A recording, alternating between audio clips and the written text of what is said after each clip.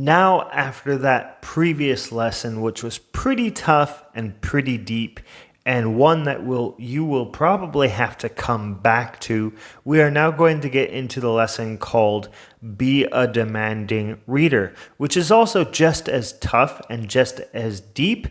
So let's just get straight into it and just let me know if you have any questions after you listen to this lesson. So let's get into it. A mature reader, a reader who actually reads with the purpose of learning and growing as an individual, is a demanding reader, both of the book and of themselves. If you are not being a demanding reader, then you are wasting your time and money.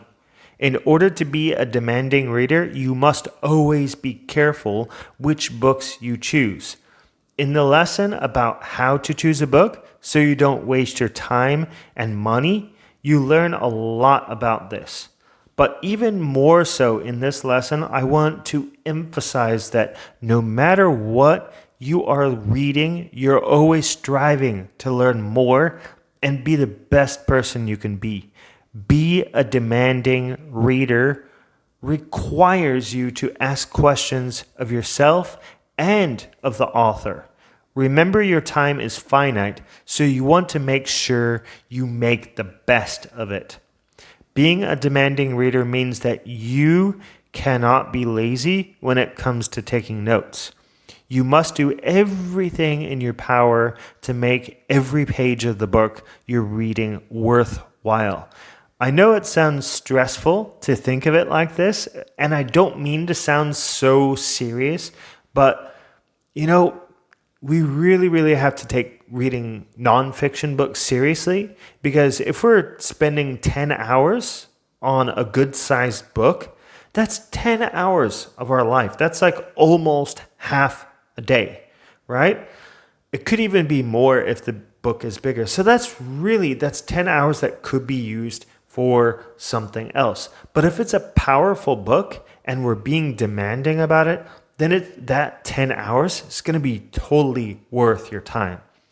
And you do not want to get stressed out when you're reading. Really, even though I sound so serious and I sound a bit aggressive, you don't want to get stressed out. But you do want to challenge yourself. That's the key word there, challenge yourself.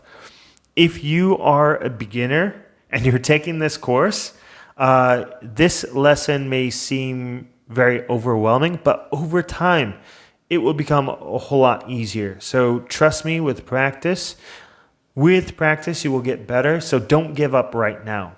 Please do not give up right now if you're a beginner. If you've already gone into lifelong learning for a little while now, this may not seem as stressful to you. So just stick in there, guys. I know that you can do it. So if you're a beginner at lifelong learning journey, meaning that you haven't been reading nonfictions that long, then I recommend going easy on yourself. Like I said, just go easy on yourself at the beginning. Once you feel like you've gained adequate experience with your reading ability, then add some more demanding pressure on yourself. Just do it gradually. You can start out with 10 minutes a day. You can increase it from there. So we don't need to be so serious about it at the beginning. You still need to be serious, but not like serious as in like time-wise, time investment, because you need to build up the habit. So taking it for another example, when I first started reading nonfiction books in 2015, I only read one book at a time. After 2 years of practice reading nonfiction books almost every single day, I started reading 2 nonfiction books at once. It is never about trying to complete more books, in my opinion, and actually it should be the fact, right? It is more about expanding and challenging your mind. Up to present date, I am now reading 3 to 6 nonfiction books at one time. I know that sounds like a crazy idea for a lot of you, even for really experienced readers, but it works very well for me. This does not mean you have to do the same thing, but if you want to at least give it a try and you see it as a challenge, then try it out. Try it out. It doesn't hurt to try, especially if you have already built up a really strong reading habit, then you might as well give it a shot. And here are some reasons why I do it, and maybe this could help you decide whether it's worthy for you to do it as well. So I find that one of the reasons why reading 3 to 6 nonfiction books at one time works very well for me, because you can see the connections or maybe lack of connections between each book immediately or in hindsight after you've already read it, right? You can see the connections between books even if the topic is a different topic. And that is the amazing thing about books, is we can make connections. We can do idea synthesis where we take two different ideas and then mash them into one, make a unique idea.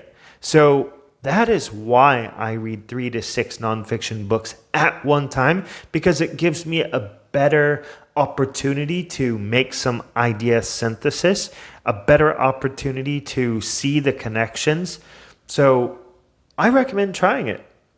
You may also think that by reading more than one nonfiction book at a time, it can confuse your mind. See, a lot of people ask me this. But if you're taking notes in the same way I suggested before, then you won't confuse your mind. You will not get confused because you have those efficient, copious notes all saved on Google Docs. You can access them so easily. So even if you do forget, you can go back to your notes. Like I've said before, this is not fiction, it's nonfiction. There's no story to follow, therefore you will not get confused about the takeaways in the book. This strategy will make your brain stronger, therefore making you more of a demanding reader. But I do want to forewarn you though, some warning signs to look out for are if you're reading maybe 3 to 6 nonfiction books, let's say, and you start to feel a little bit overwhelmed. You start to feel antsy. Maybe you start to feel stressed. Maybe because you're not finishing the books or some other sort of reason, whatever it may be. If you start to feel this, I recommend maybe putting aside a book for a little while, coming back to it after you have finished a few of the other books, because you don't want to overwhelm yourself. It is possible to overwhelm yourself when you do this. So just be wary, pay attention to your body and your mind, and just make sure that you're not stressing yourself out. And one more reason for being a demanding reader is the fact that you will never become complacent if you continue to challenge yourself to become a better person and a better reader. Being demanding is rewarded with a sense of accomplishment. So always try to challenge yourself.